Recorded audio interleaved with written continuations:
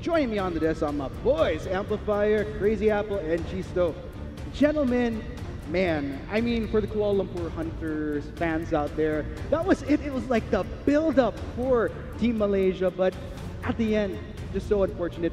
We'll talk about what exactly happened there, but I'm honestly shocked. But Amplifier, I think you'd like to tackle a little bit on that draft there from earlier. Yeah, so we were talking, right before we went into Game 2, maybe KLH was going to switch it up a bit because we saw Caspiel in Game 1. He didn't exactly take off. Maybe they were going to look into a different person, or rather member of the team to really go off and be the one to carry the game. And that's kind of where they went. They kind of switched it up. They went for the Rek'Sai. We were looking for another jungler. Yeah. It wasn't the Olaf, but it was the Rek'Sai this time. He had actually played it in the groups. I believe that was on day 1. So he brings it out again. And this time, they kind of all draft around Veki this time. They go around the Tristana. They really want the Tristana to go. And on the side of ASC, I was actually wondering when was the Aatrox going to come out because he wasn't really exactly banned. And ASC actually decided to grab this one at the very last moment to get it as the last pick for them on their side.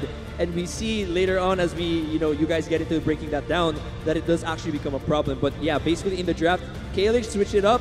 It looks like it's going to work. It was supposed to.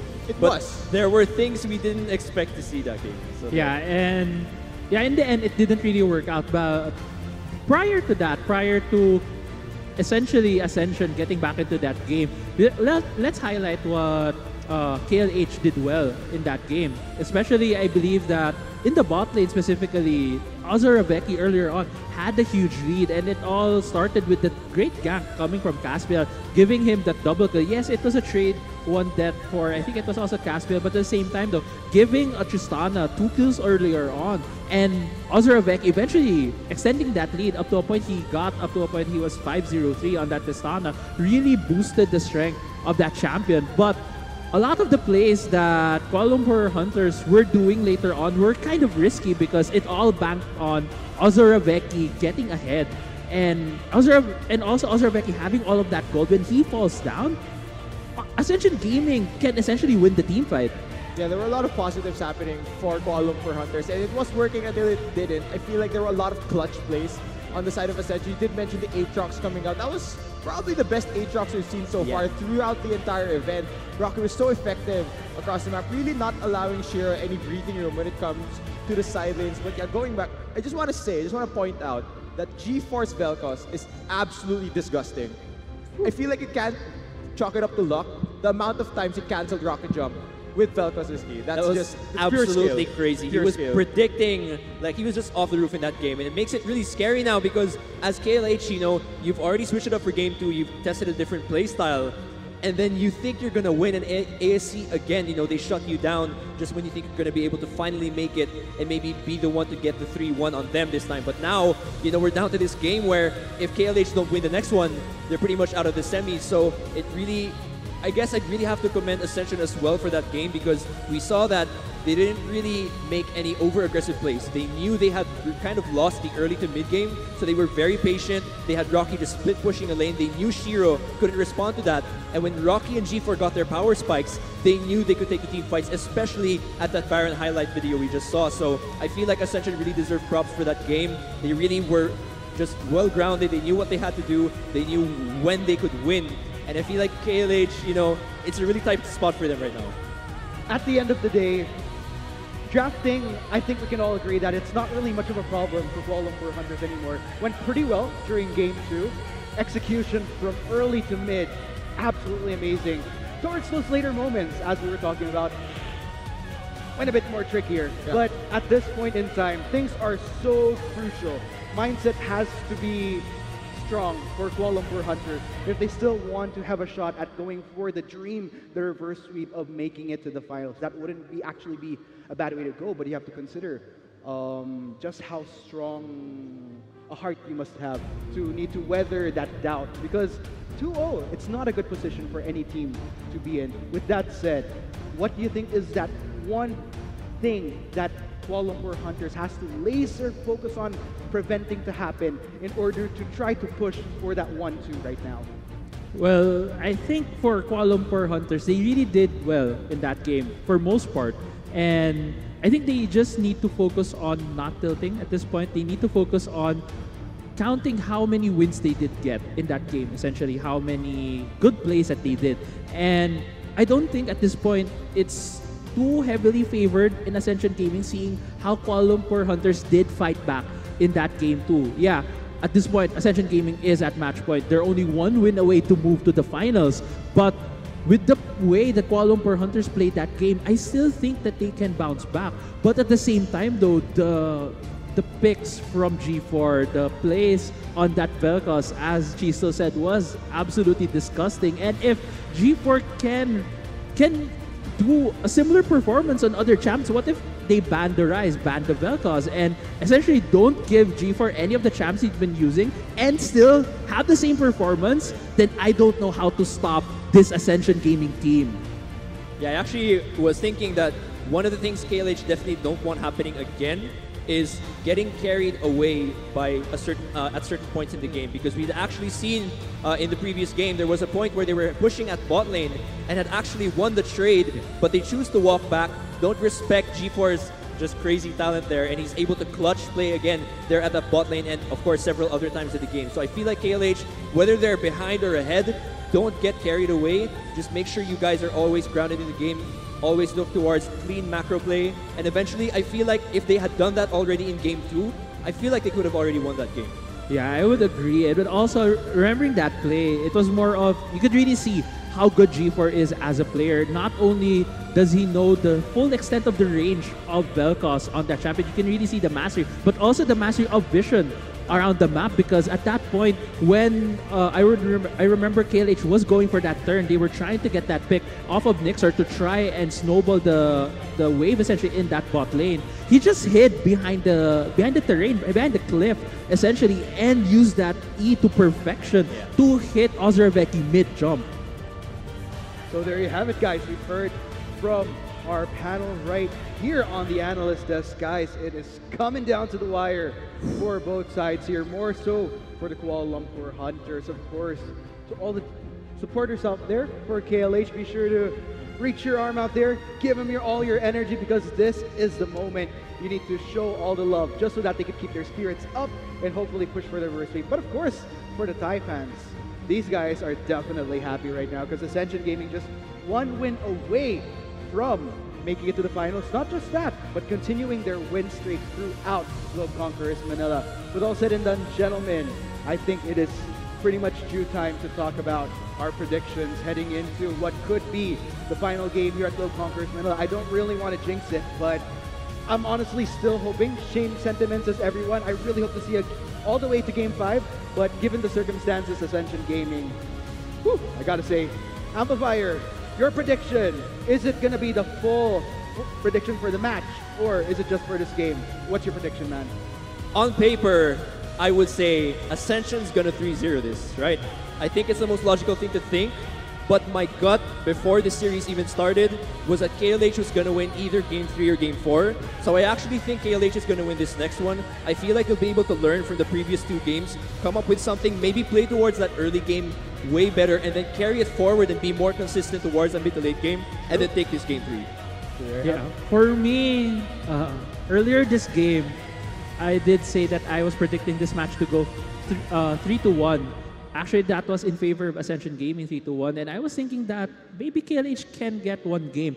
But at this point, it feels like there's 2 different strategies that Kuala Lumpur Hunters has tried against Ascension Gaming, and I'm not sure if they have a third strategy that they can try that is with the same effect, because it looks like Ascension Gaming has read the book right now of Kuala Lumpur Hunters.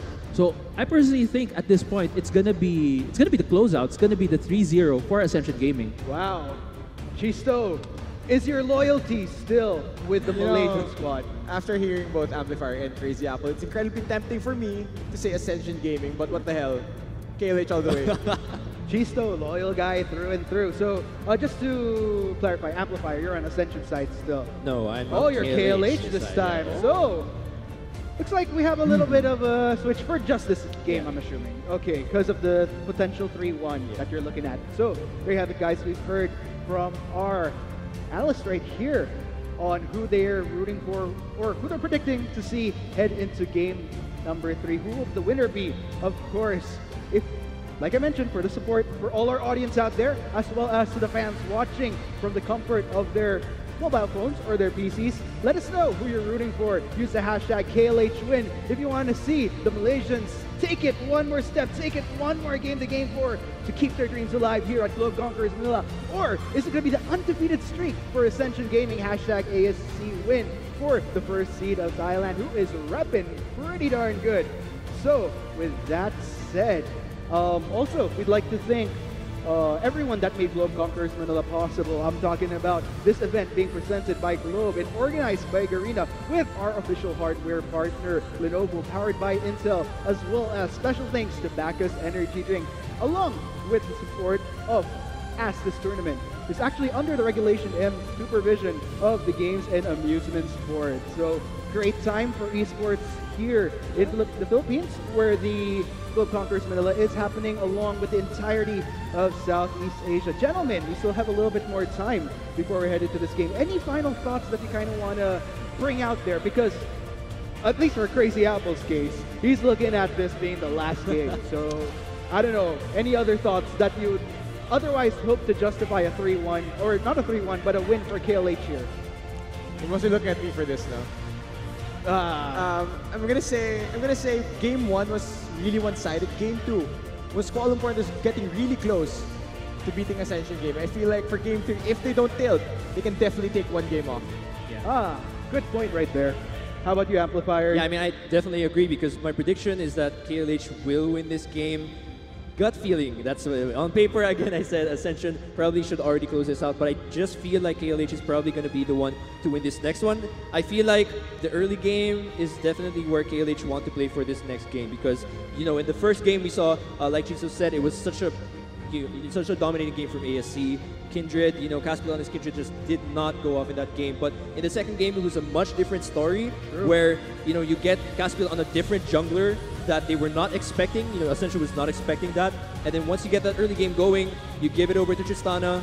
Maybe if RH is willing to play a carry mid lane this time, we'll see. But as long as they get that early game going, I just want to see them carry it over to the mid to late game because that's where we saw them falter. But I feel like this time they'll be a bit more restrained into the game 3. So there you have it, ladies and gents. We've heard from the guys right here on the desk.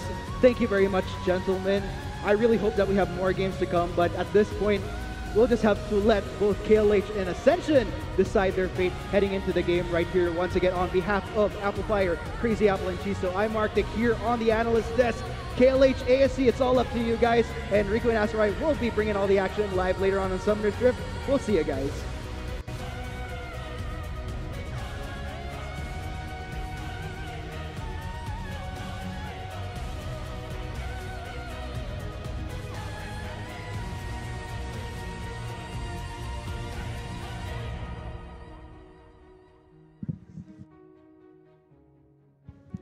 I feel like a story is unfolding. So, hey guys, we're back for game number 3. My name is Asarai, and of course, here with me now is Riku.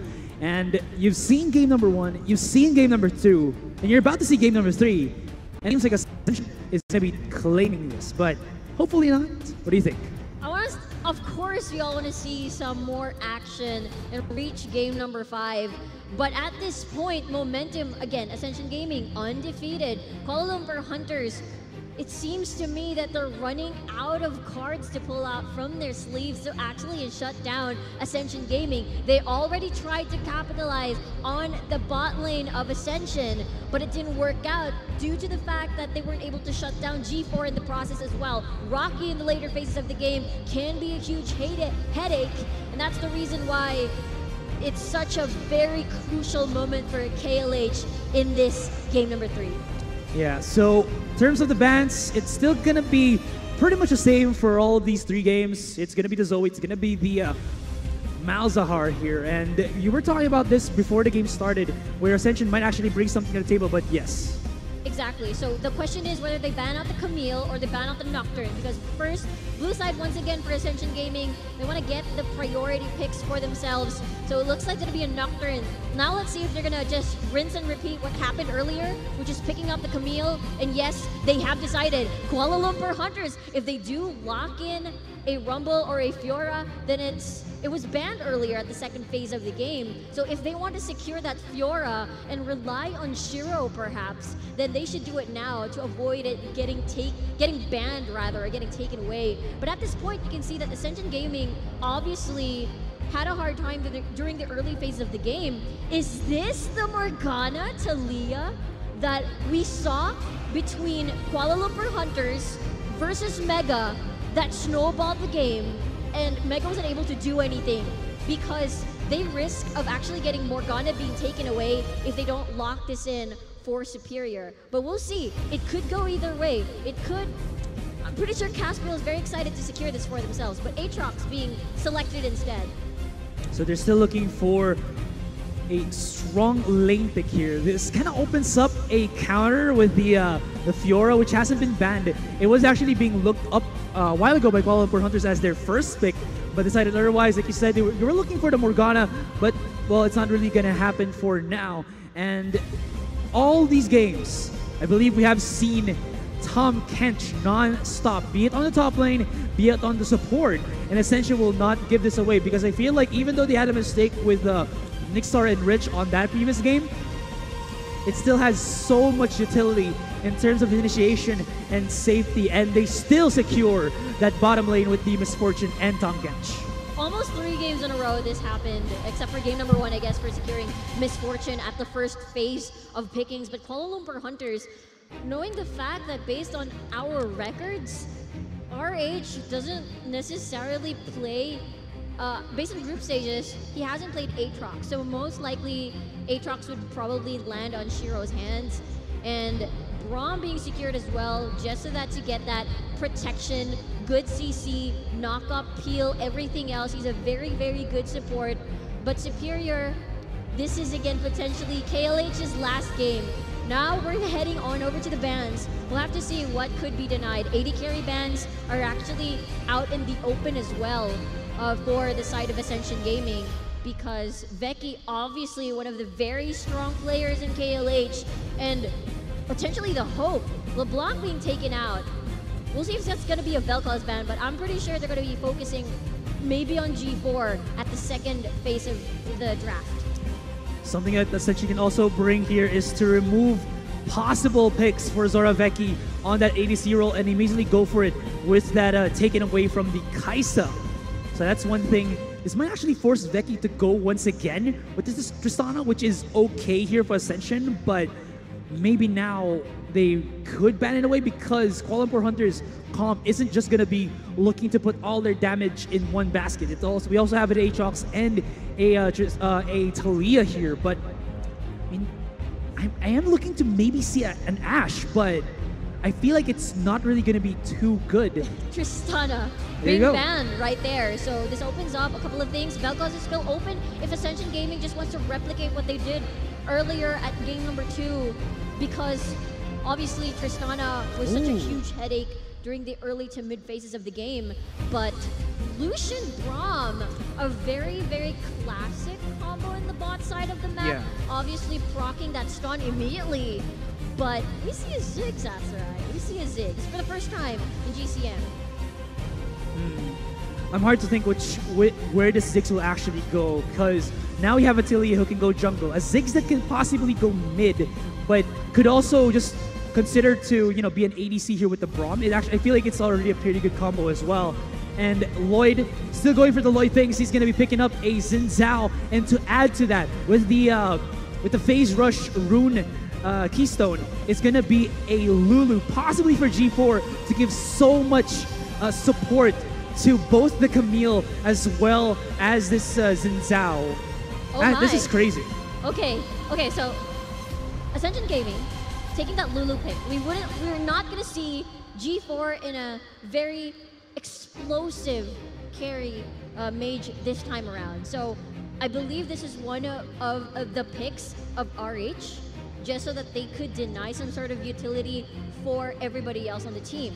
Shiro falling back to the mouth bite once again, and it is indeed going to be Azora Veki on this Ziggs. It's going to be a bot lane Ziggs with the Braum. So I'm guessing a lot of poke as well as massive damage, but We'll have to see, Asarai. What do you think? I feel like this Lulu pick kind of puts a little bit of a thorn against Kuala Lumpur Hunters because you'd always want to see, an Aatrox smack it down as much as possible, be in the middle of the fight. But even if he's in the middle of the fight and you activate that polymorph for the Lulu, that's basically a couple of seconds wherein this Aatrox is really not going to be doing anything. And that disable is really huge, I feel, when they really need to. And I believe we were talking about this outside of the cast, wherein whenever you see an Aatrox pick, you kind of want to see this Aatrox be a bit more in the lane dominant side, and you just kind of like build up that combo, or rather that advantage in the lane, and then your teammates follow up on that in the other lanes while you kind of bleed through the entire map. But I don't know, we just have to see if Shiro can actually pull that off, because it seems like he's been underperforming not only in the semifinals but possibly during group stage as well. Well, he has a hard time in terms of matchup whenever he faces Rocky. And it's quite understandable. So I'm really, really excited how this is going to pan out, because G4 taking a utility instead of anything else, and that's going to be a denial, especially it synergizes well with very heavy duelists like Xin Zhao and the Camille. So a lot of sustained damage coming from the side of Ascension Gaming, a lot of AD most especially. Early game, Lulu is actually very painful, but come late game, the utility is pretty darn hard to actually shut down. Now Kuala Lumpur Hunters still go for Shiro playing on this Malphite. So he did this on game number 2, and it was alright. He wasn't really the most explosive ever, but he had some good ultimates. The problem was KLH at that point was a wombo combo type of comp wherein they need to, just domino effect these picks. Anyways, we are getting into game number 3 here. Make some noise, guys, because this could be the final game for KLH. Hope not, but it just seems like it might be, although you can never bring them away. Exactly. Game number 1 it's a very dominating performance from Ascension. Game number 2, KLH managed to get that formula rolling, focusing more on their win conditions rather than shutting down important key players from the opposite side. They allowed Rocky to do the split pushing. They allowed G4 to keep farming. As long as Azora Veki is fed, that's fine, because they wanted that late game. They wanted that team fight potential from their squad and just contest objectives and just win and bait them over. But this time around, it's so crucial. It seems to me that as the series go by, Ascension, or rather KLH, seem to find the openings that they want. But Ascension, of course, as a team that we know that's so safe in terms of surgically, or rather winning slowly but surely, they obviously don't want to drop a single game in GCM. They want to take this tournament away from everybody else without losing a single match. And I mean, to kind of add on to that, they have been the team, I feel like, to have the most versatile in terms of like their champion pool, their champion picks.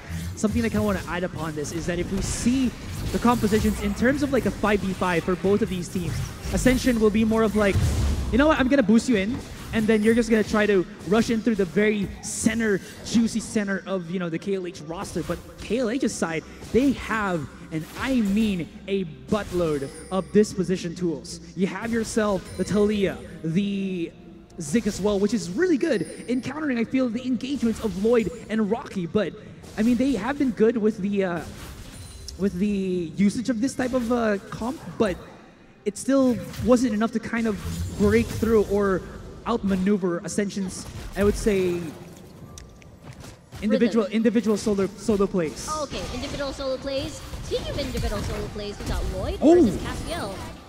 He's actually going to try to run away. The knockup is there. So Rebecca joins in. But there is going to be the Pixie to get the kill. Forces the heal. But now Arhedge gets it as well. He will get popped up. That's 1 for 1. But they're looking for actually 2 for 1. And they're looking for a third. Ozarfeki has no more flash. He has no barrier shield because he has a TP. Can he get it? Ooh! The poke is real. And Lloyd gets 1 for himself as well. And they're going to be even adding more to that with the blue buff.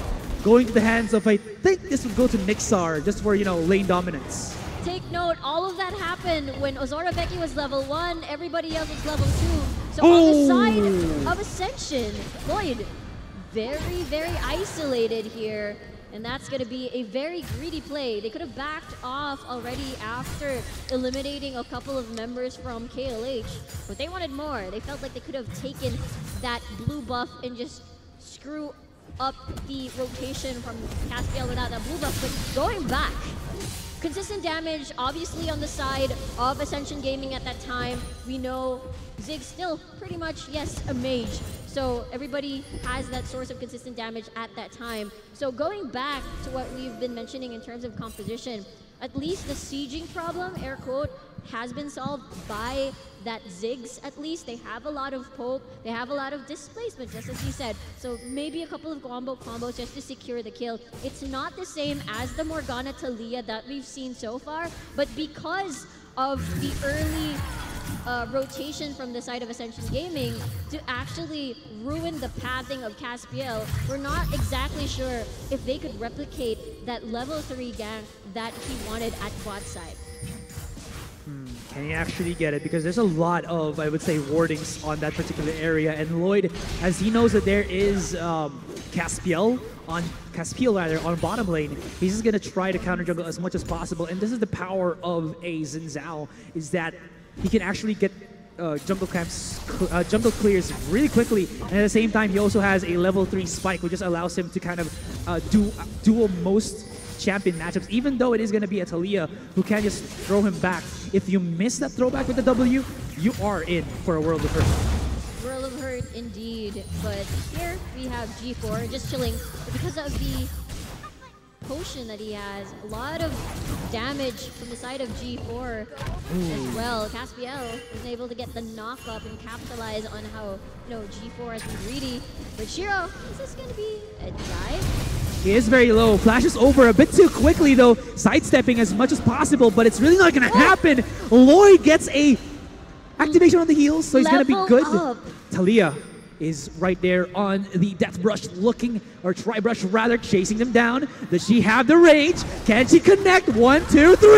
Gets it. Double kill. He gets it. He shoots. He scores. Caspiel gets a double kill. Nicely done by Caspiel. Such confident plays coming from KLH there.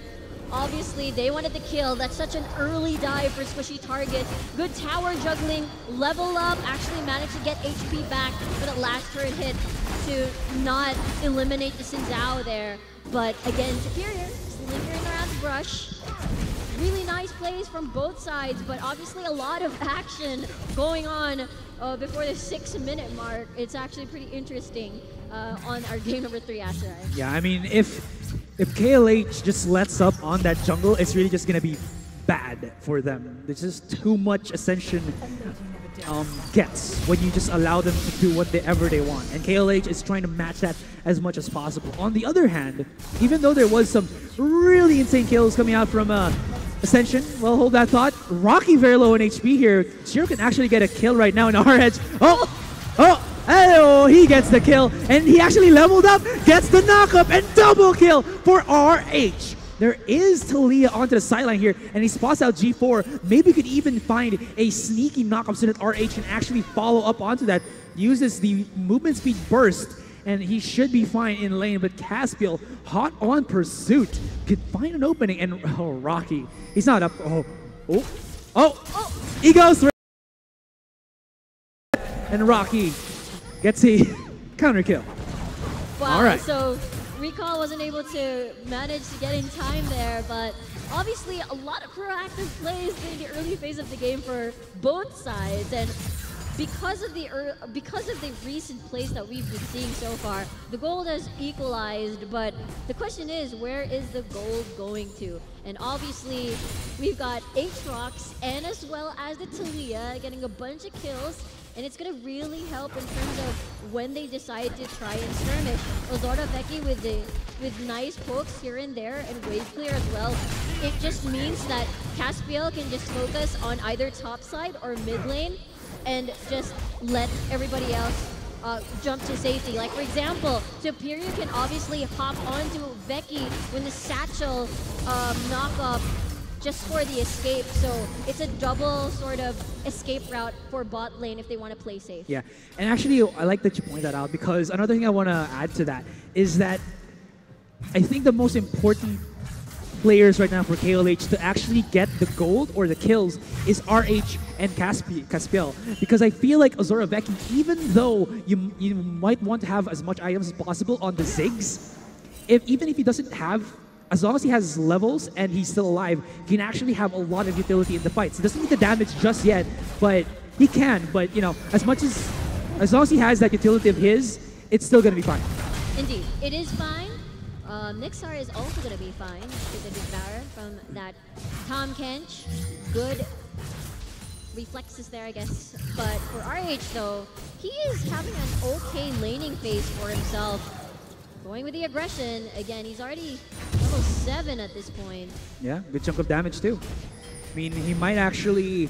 I mean, he is losing a little bit in terms of the CS, but like you said, he already has the 3 kills, and he has been fairly trading well against his counter mid lane matchup. Anyways, there's going to be a tussle in the bottom lane, forcing the flash away from the Tom Kench. Lloyd is here onto the sidelines, but a lot of it. 4 wards in near the Tri-Brush. That is a crazy amount of vision, but you know what? The most important vision is that the vision of G4. What? He actually flashes into the wall, and RH capitalizes. Caspiel still alive with a sliver of HP, and he is able to skadoodle away from that fight. What was that? G4. Well, it's bound to happen.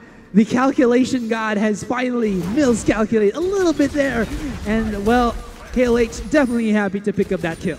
Good job by KLH for Caspiel using the Weaver's Wall to deny the response from the Lulu. Obviously, they could take advantage if they ward that correctly at the bottom side of the map. Normally, of course, Lulu works well with other people. Nixar sacrifices a flash just so that to deny the engage, but still superior.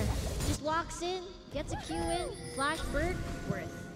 He just knows that it's just a quick and painful way for him to die. Oh! He actually denies the E there of Rocky, and he's trying to run away. Activates the Hextech ultimatum to pincer in Caspiel, but there is one more tick from the Skittles, and it's not really going to connect. Rather, the Q there from Caspiel, and it did not get the kill, but still, that will force Rocky away from the fight. And he has to back away from that one. Doesn't have a TP, so this should be Shiro getting a much-needed free time on top lane. Range isn't enough earlier, but we'll see. Rich is actually using the Abyssal Voyage. Where are you going? Looks like it's going to be bot lane. That's so fast. Azura Vecchi trying to run away, but there's so much damage. The shield is so good for Superior, and he denies every single thing. Azura Vecchi styles away from that engagement, and, well, like I said, from the top lane, Shiro gets it, and in the mid lane, RH will also get a little bit of loving from that one. Lloyd is in, well, he's in underneath his own tower, but he is in no man's land right now. Ooh. The damage from RH. Who got the bigger weapon? I do. RH gets it, and he is now 5-2-0. Quick decisions here from KLH, knowing the fact that Ascension invested so much to eliminate Vecchi, but then here comes the counter gang, and they just capitalize on the fact that, you know, Lloyd is one of the squishy targets, and they invested on bot lane. But again, KLH is supposed to have a very safe laning phase. Good wave clear, good poke, and Lulu! Good wave clear, good poke, and good mindset as well. Goes in with the dive. Respects the damage, respects the polymorph, doesn't want to overcommit onto that one. And, well, of course, the Wild Growth gives good amount of HP there for G4 to even survive a engagement underneath the tower. And they don't know where the other members are, so play safe here for KLH. But they are going for the jungle. Game number 1, the burden. Slowly, hold on, G4 eliminated. It happens. You put the ward over the wall, and you get that insta pick off. You knew that G4 wanted to at least put a vision there or something, but he got caught off. Yeah, he probably wanted to establish vision at the riverside there, but suffered the consequences. RH was so just waiting patiently there. But going back to what I mentioned, game number 1 was all about Caspiel making the plays with the Kindred. Game number 2, Talia. Nixar, though, gets devoured. He's fine.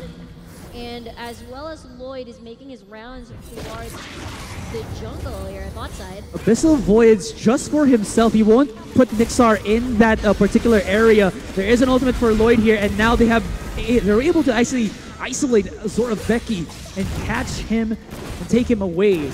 That should open up a dragon here, but on mid lane, RH, as well as the Weaver's Wall from Caspiel here will be activated, but doesn't really put G4 literally against the wall. Although look at that damage, 1 versus 1. Where is he getting all this damage out? But this is crazy coming in from him, and they spot out Rocky from the sidelines. There is the Wild Growth, so it won't actually be a kill onto Rocky, but finally that Rip Herald does claim this mid-tier 1. And while that was happening, there was a rotation from Rich as well as I believe Nixar. No, he's actually in the bottom lane. But finally, they do get that mid-tier 1 for themselves. Indeed, and it seems to me that Ascension is slowly reading the, what do you call this? The rotations of KLH, knowing the fact that, okay, they're going to do an Abyssal Voyage once again at the bot side of the map, which would mean Caspiel would be very eager to get another kill elsewhere around the map. Therefore, they anticipated that sort of play, get that punish in, and if they don't burst a single target immediately, then it's just the Lulu is there to apply the Wild Growth. And that's going to be very difficult for the side of KLH rather, because again, consistent damage is so important, or rather very, what do you call this, very commonly on Ascension Gaming.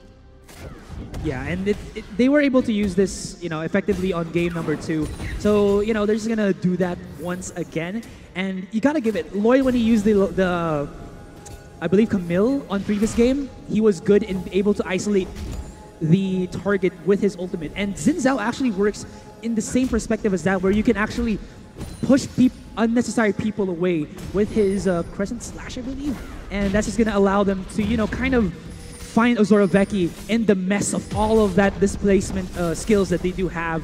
But for the meantime, it's just more of them kind of countering each other with the towers. And now KLH, they know that they have the pushing power here, and they have put 4 people in the bottom lane. 4 people in the bottom lane, no teleport for Rocky if they're intending to do a flank play whatsoever. Rich, good wave clear there. Oh! He actually caught only 1 though, so that's not the best of the Unstoppable Force here, but RH is looking to find even more with that. Bullet time will not actually pierce through any of the members of KLH, but clear up that wave. Although that was Rich taken away, the most important thing here is bottom tier 2 was a result of that one. Although, huge props here to Rocky as he is split pushing to his heart's content. He should be able to trade this effectively with his teammates, and G4 is going to be able to run away from that one. I think Caspiel was denied being able to piggyback ride on the Weaver's Wall, so he can't actually follow up on that ultimate. So is this going to be a good trade for both of these teams? Definitely a good trade. We'll have to see if KLH wants to maximize this some more with an engage here at the river. Oh, RH did not have an ultimate there, so he was not comfortable with that one. Still though, Caspiel does get the last hit onto the dragon, but man, you really can't put out of the equation Ascension at all. Like, if they find a slight opening, they will tear that open and make something happen from that. Yes, indeed. They managed to get or secure the Mountain Drake at least, but for KLH, this seems to be a very difficult time for them as Rocky was able to open up the map some more at the top side most especially. So we'll have to see how they're going to maximize this bot side priority here, because there's a lot of vision being established there, but obviously, first dragon of the game being taken, obviously having a hard time making the picks that they want. Obviously, that's one of the things that they want to establish in this game because of, again, the shifting of burdens or shifting of power picks, if you will. Before, game number 2 was Zoraveki being the sole, everybody was relying on Zoraveki, but now it seems to me that it's like Caspiel and RH, especially during the early to mid phases of the game. So they really want to just try to burst down a target or bait people during objective takes. That's one of the KLH special, if you will.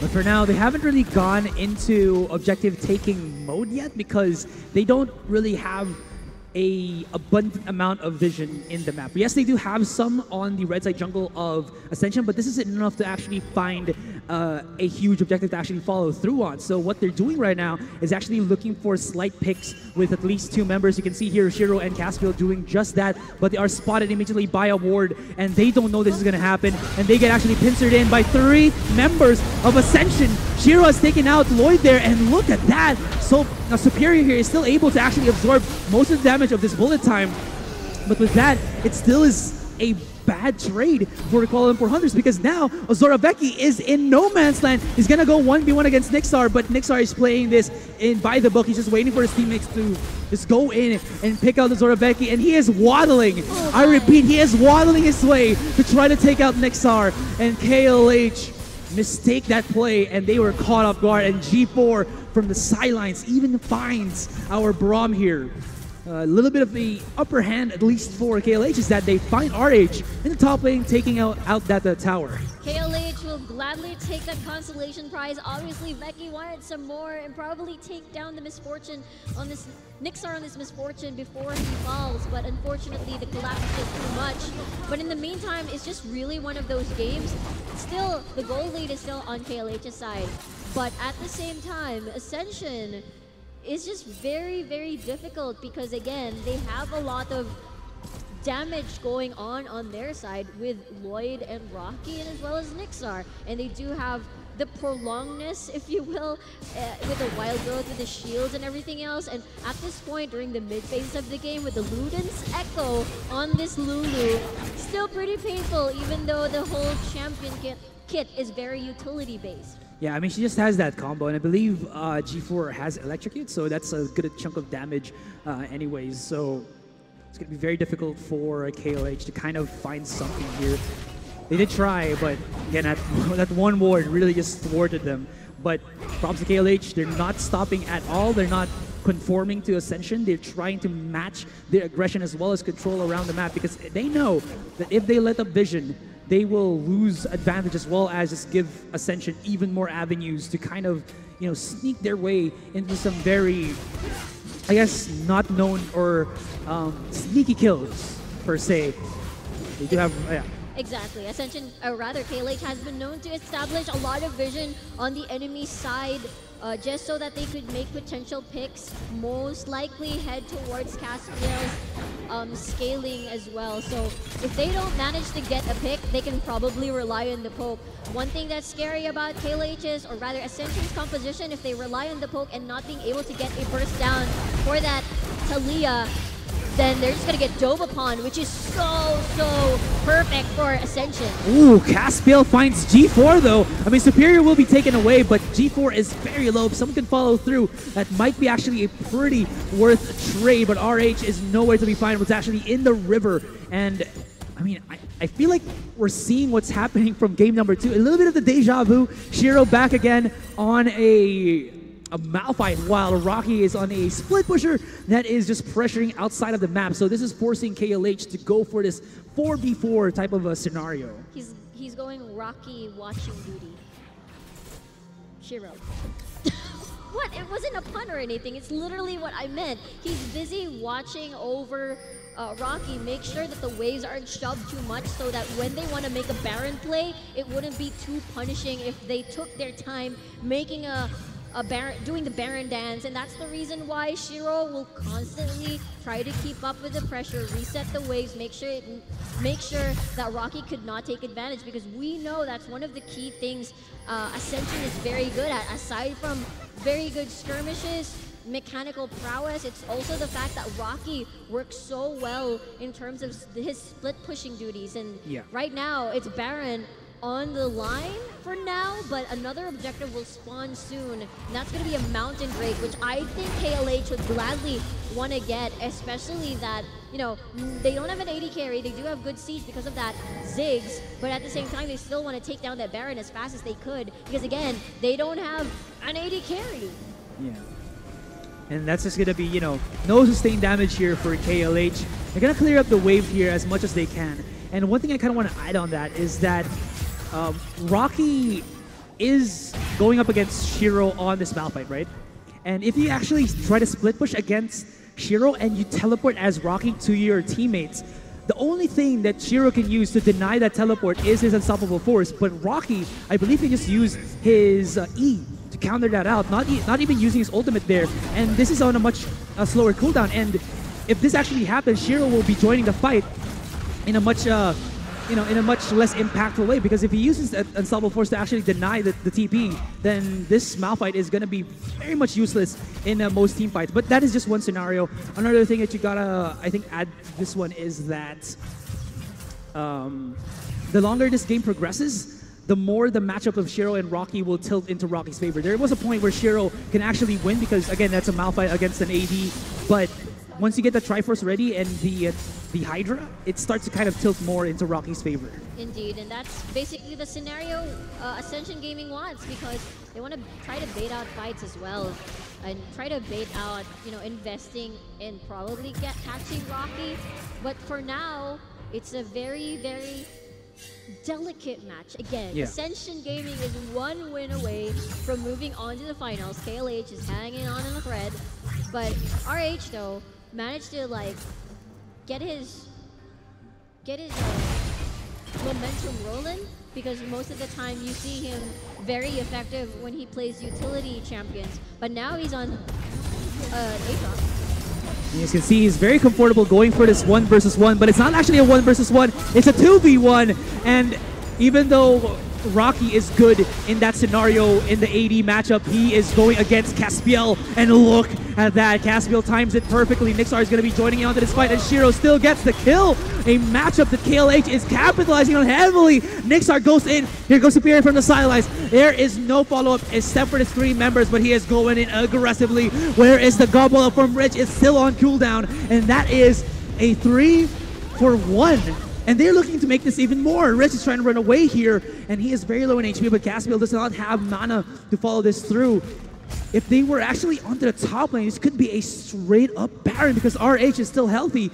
But now KLH is deciding, we don't need that big objective, we need map control, and they are doing this right now.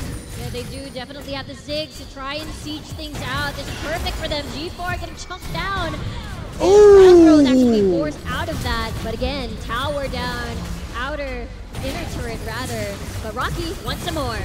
He wants some more. RH activates the ultimate and just backs away. Did you see that? When RH was doing his 3 combo, G4 flashed out of nowhere. I think he was just waiting for RH to go for a flash then Q, and he was anticipating that, but RH never did it. Fear the damage coming from KLH here. And again, it could be anybody's game at this point, because there's a lot of explosive damage from the side of KLH. If they manage to try and do a team fight, there's a lot of wombo combos and CCs as well, if you think about it. So a lot of knockups. You've got Talia with a very explosive damage, but again, it's all up to execution, I suppose. Rocky has already been caught out before. It could happen again if they want to replicate what they want. Talia is not far behind, but she is not as close as he would want to be. And Shiro is just being dominated here. Does use that unstoppable force already. And Caspiel is doing the best that he can. One more hit. Ooh, connects. And Caspiel starting to show why KLH is to be feared. When this guy rolls, man, he is just a snowball on top of Mount Everest. Yeah, this is perfect, because they're shutting down one of Ascension's strategies on Rocky, which is to constantly pressure bot side or split push somewhere else. And especially that bot side is so important, mainly because it gives you a lot of space to work with when you want to contest the Baron. It gives your opponent to decide whether or not shall we control the waves at bot side. And if teleport is not available, then you have to suffer the consequences if you prolong, committing to a single fight. And then the next thing you know, everything else is just shoving already towards your inhibitor turret. It has been done before during the group stages of the GCM, and that's most likely KLH's, shift of direction here. Being able to match Rocky's split push, punish him for overstaying and being overconfident that maybe KLH will just allow me to do whatever I want, and they'll just focus on probably Nixar. But again, G4 is on a utility champion, therefore the shift of threat can be redirected to someone else, which is Rocky. That's the reason why they've changed them sort of their dynamics. Yeah, and it goes to show KLH are playing a bit more passive here. But speaking of that, they immediately go aggressive into this one, rich into the backline, but spot Azora Becky in the midst of it all. And RH does take quite a bit of damage. There is the Mega Inferno Bomb activated by Azora. Does not do significant amount of damage, only connecting onto Rich.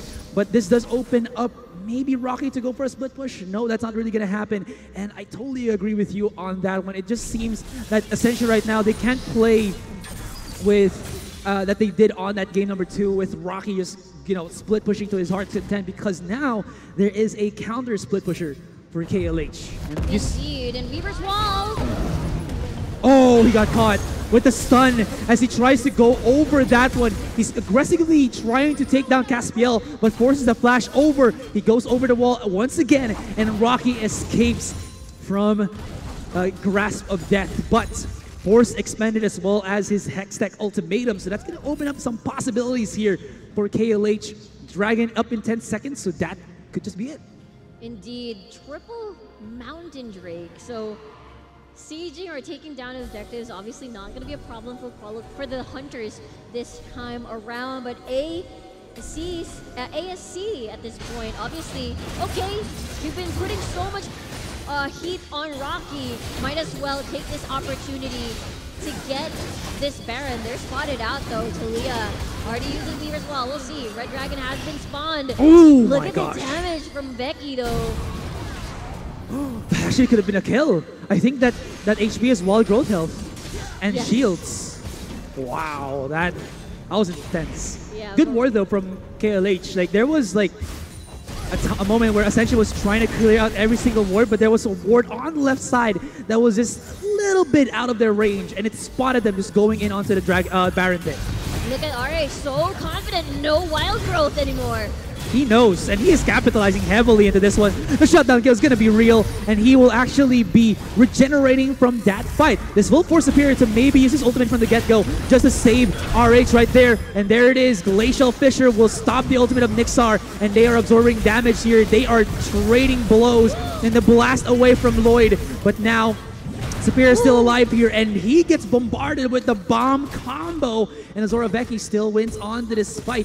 Bottom lane wise, there is a Rocky looking onto the sides, but he was spotted by multiple wards, and he is, well, they know where he is. Caspiel spots him out, does have an ultimate to maybe break him away. Hextech ultimatum forces the Zonia's Hourglass, but this could be still a kill by Rocky. RX is going to be joining onto the fight, but Rocky is one quick amigo here as he is just styling on the kills. Gets the one, spots onto the mid, and he is just going to be able to get away. This man is on a rampage even through all of that. What? Peekaboo, I see you coming in from RH as he spots him.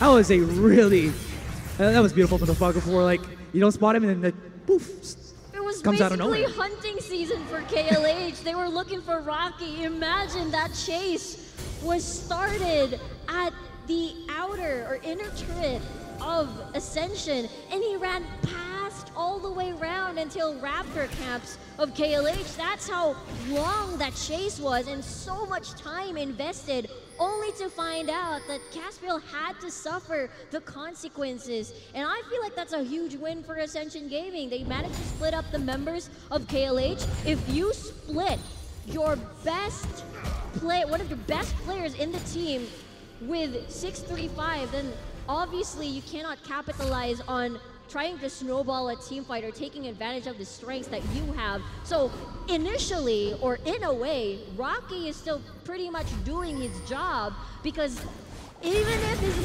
not splitting the waves, he's splitting the players. Ooh, force the flash. Mixer won't have that in a while, and gotta take note. I mean, that unstoppable force from Shiro is just gonna be on cooldown or off cooldown very quickly. And now Nixar doesn't have anything anymore, and Superior knows this Caspian as well. They're chasing him down, and they might actually commit onto chasing down onto Rich. Weaver's Wall activated, and they are forcing their way through. But there is a good chunk of zoning here from Nixar that they should be able to skedoodle away from this one. Ascension was still onto the side there. That's really not gonna happen for them. And bottom lane, Shiro will try to 1v1 against Rocky, and maybe to add some fighting potential for this Malphite. He actually builds up into a Trinity Force. A fight ensues. There is the ultimate activated there from both Superior as well as Lloyd, and Arhedge is spearheading the damage here from KLH. He's into the front line with good amount of siege as well as zoning, but it's not really going to be enough as Azora Becky finds it with the ultimate. Superior is not done at all. He's chasing on to Lloyd, looking dead onto the sides, but Lloyd is fast enough to get away from that one. And as you Ascension just denied from that one big shield coming out from Superior. Man, patience is a virtue here, so showing a lot of discipline for KLH. They know that they don't want to make really huge mistakes at this point of the game because they're so close into trying to secure a solid ground. Caspiel, Lloyd! Oh, he cannot escape. He cannot just get away from that. So quick to go in for the kill. And again, like I said, there is a Trinity Force on Shiro here, so Rocky still has to respect that damage output because he can get blown up. And with Lloyd not being onto the fight, with, like you said, G4 being on a support champion in the mid, he has to deny this by himself, but he's no Belgals, ladies and gentlemen. Nixar finds the one. Oh my god, the damage from RH! They're going in, he spinned down, he was gobbled up, but it was only a matter of time. And 4 players from Ascension are down, and Kuala Lumpur Hunters are looking for this Baron. Pretty easy for them. They have good damage even without Azora Becky, just as long as they have RH. Look at him just chip it down with the help from Caspiel. And Rocky, he wanted to split push on the bottom, but Shiro is denying him. G4 doing a lot of work here for just as you mentioned, the damage, the supplemental damage as well, and obviously a headache already. Such a beautiful fight from KLH, or actually maximizing the mistake of Ascension with Lloyd just jumping in, assuming that he could take on the fight, not knowing there was no vision from Ascension in that barren riverside, so he thought he could potentially get a pick, but surprise, 4 members were there from KLH. Going back to what I've seen from that fight, obviously Ascension is the type of team that still wants to contest objectives, even though it already looks super dire. G4, not on the Velkas anymore. You are on a Lulu. So if ever you want to make the same plays that happened at game number 2, it's not going to happen there. You are going to be reliant on Rocky, Lloyd, or Nixar to create those plays, and just G4 being that supplemental player to assist in their victory. But so far, so good for KLH. Gold-wise, it's becoming very explosive, and Nixar is just going to be very squishy in the face of RH, in the face of Azora Becky with the pokes as well. Caspiel making his rounds towards Elder Drake. What is that damage? Can you see how much poke that is? Just 1 Q, 140 HP. Yes. And I don't think Lloyd can steal this. All right, just another thing that I want to point out here.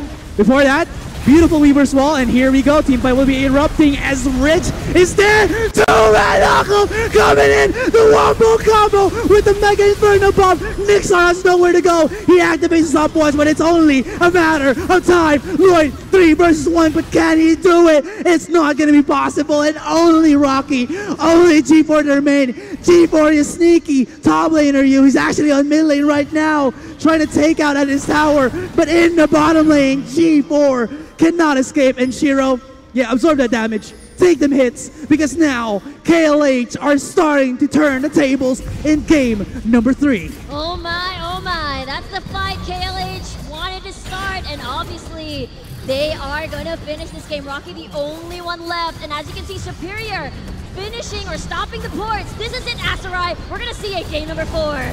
We are gonna see a game number 4, KLH. They have turned the tables, finding equations from game number 1, game number 2, and finally found it here on our 3rd game.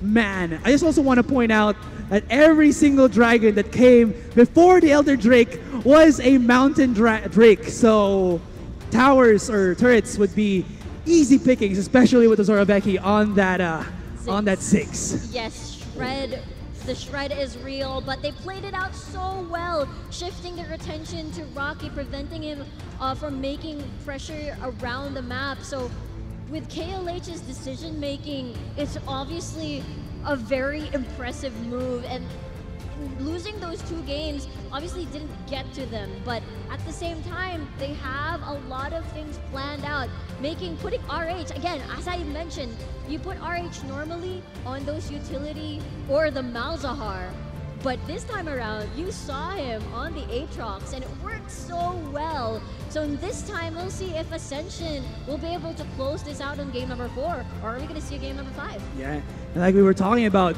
the win condition when you pick up an Aatrox is that you want to get that lane control. And even though there was a slight CS advantage for G4, in terms of kills, in terms of the lane dominance itself, RH never let up, and he was never put away from his throne in the mid. And it was such a different scenario from game number 1 and game number 2, and now it is looking to be a real best of 5. I mean, we were all asking, can we bring this into a best of 5 game number 5?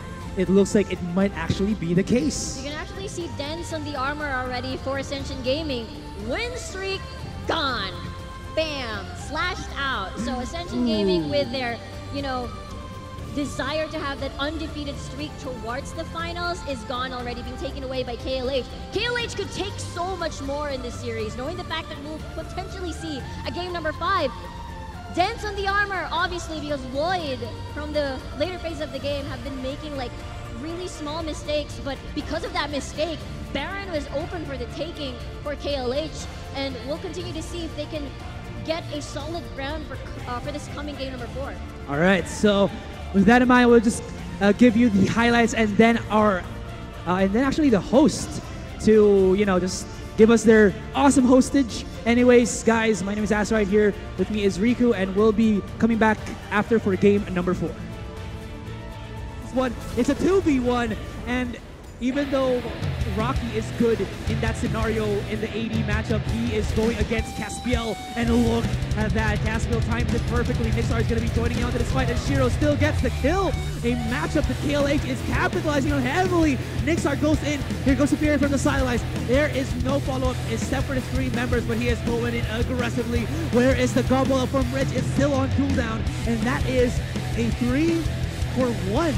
And they're looking to make this even more. Rich is trying to run away here, and he is very low in HP, but Caspiel does not have. He's in the front line with a good amount of siege as well as zoning, but it's not really going to be enough as Zora Becky finds it with the ultimate. Superior is not done at all. He's chasing on to Lloyd, looking dead onto the sides, but Lloyd is fast enough to get away. Alako coming in, the wombo combo with the Mega Inferno Bomb. Nixar has nowhere to go. He activates stopwatch, but it's only a matter of time. Lloyd, 3 versus 1, but can he do it? It's not going to be possible, and only Rocky, only G4 to remain. G4 is sneaky. Top laner you, he's actually on mid lane. Superior, finishing or stopping the points. This is an Asteroid. We're going to see a game number 4. We are gonna see a game number 4 KLH. They have turned the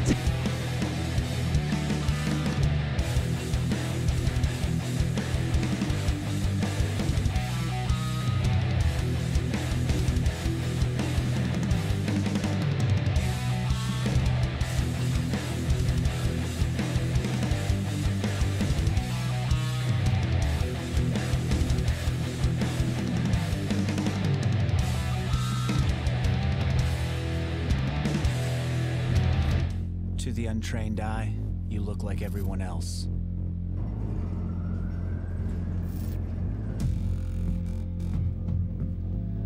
But you have another side.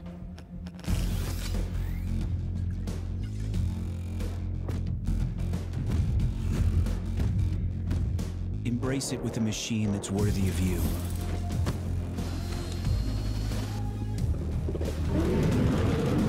Stylish on the outside, savage on the inside. Legion by Lenovo, powered by Intel Core i7 processors.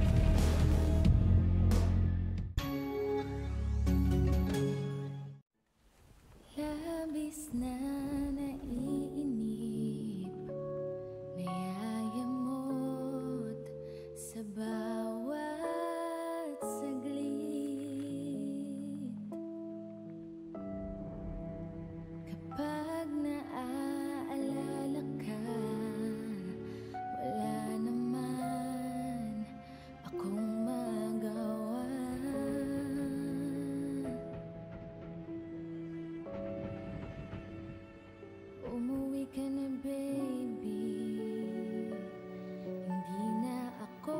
sana'y nawala ka. Mahirap ang mag-isa. At sa gabi hinahanap-hanap kita.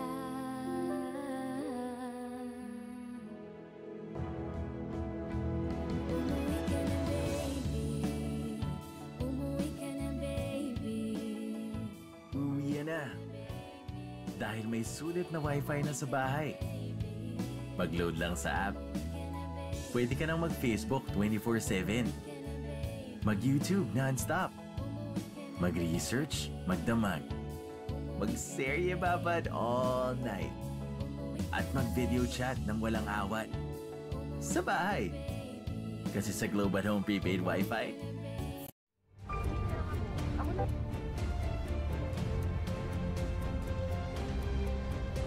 And welcome back, ladies and gentlemen, to Globe Conquerors Manila, live right here at the Mall of Asia Arena. Who would have thought the dream for Kuala Lumpur Hunters is still alive and well in this tournament? Can they go for the reverse sweep, though? A little bit of a different question altogether, but of course, to determine if that's actually a possibility and to discuss what exactly happened earlier during Game 3 that allowed KLH a potential opportunity to do just that. Joining me right here is Amplifier, Crazy Apple, and Chisto. Gentlemen, looks like for every time the predictions go on the majority, it's actually the thing that becomes the outcome. So I don't know, guys, whatever your predictions later could be the jinx for whoever wins. For the record, my predictions have all been on You've point been on for point, every man. single You've one. been on First fire. prediction of the day. Yep. So we'll just have to see. Is Amplifier going to be another person that goes on a win streak today in Yeah, we'll predictions? see, we'll see. But anyway, let's go ahead and talk about that game earlier, guys, because I'm honestly impressed by KLH. The question as to whether or not they could still have the heart to continue in this best of 5, I think this game right here answered that. Chisto, what do you think of what happened there in that draft? Because we saw a few interesting picks there. Well, you know, there was a lot of things going on during that drafting phase, and I feel like the priority that Ascension put on that Camille pick for Rocky, well, yeah, it's not a surprising thing for Ascension to do because they like those split pushes. It did leave up D'Italia for Caspiel, and during the group stage, he had this amazing game on D'Italia where he basically solo carried Kuala Lumpur Hunters to that victory, and during that last game, I feel like he was really enabled by the rest of his team. You see the pick such as the Malphite top lane who built Trinity Force. It's a classic counter into that Camille top lane. You see how Rocky never got past the river when it came to split pushing because there wasn't anything that Camille could do once the Malphite got enough items to actually 1v1 there. And one thing that really stood out was that Ziggs pick, which is once again something that shoves lane really hard. It really enables Caspiel to move throughout the jungle. Agreed. And I think at the end of the day, with what they've drafted, I think, as we've been saying, it's not just the draft. It's really, it all comes down to the minor decisions that they make in game, which makes it or breaks. And I think this time around, really spelled the difference leading up to this victory. So this time around, Amplifier, I'd like you to talk more about that consistency that we saw in the game, which eventually led to that win. Yeah, I mean, because we looked at Game 2, right, and we were thinking, wow, KLH are performing so well in this early game. Can they make it go all the way to that late game? We saw in Game 2, clearly, that was not the case. And so we were thinking, you know, we were talking and I was thinking, maybe they switch it up, change to a different play style, and then try to keep in mind not to overcommit into certain plays. And that's what we saw in this game exactly. They showed us that they're not just the kind of team that gets that early game lead and then gives it up towards a mid to late game. They showed restraint, they showed coordination, they actually were really synergizing really well towards a mid to late game. And I feel like that's why I said I felt like they could learn from Game 1 and Game 2. In Game 1, they learned, let's get a better early game. In Game 2, they learned that we should have a better mid to late game once we get an early game lead. And in Game 3, they just showed us they have the potential to actually reverse sweep. So Exactly. And I don't know, at least for the Malaysian fans,